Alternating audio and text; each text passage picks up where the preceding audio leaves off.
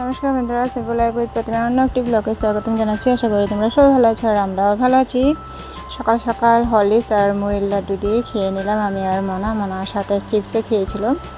তারপরে খাওয়া দাওয়া কমপ্লিট করার পরে দিয়ে মালা জমা দিতে যাব। দেখো মালাগুলি কেমন লাগছে কমেন্ট করে জানাও। আমার কিন্তু ভীষণই ফেভারিট, ভালো লাগছিল। আর ডাবল রিবনের মালা তোমাদের কেমন লাগছে কমেন্ট করে জানাও। তারপরে মালাটা জমা দিয়ে আসার পরে রান্নাবান্না করব। তাই ঝিঙ্গা কেটে নিচ্ছি আর ধুয়ে সুন্দরভাবে পরিষ্কার করে নিচ্ছি। শুটকি দিয়ে বানাবো। দেখো ঝিঙ্গাগুলিও কেটে নিচ্ছি আর শুটকিগুলোও কেটে পেঁয়াজ কুচি করে রসুন কুচি করে নিয়েছি। কড়াইতে তেল গরম করে নিচ্ছি আর রসুন কুচি, পেঁয়াজ কুচি আর শুটকিগুলি ভেজে নিচ্ছি।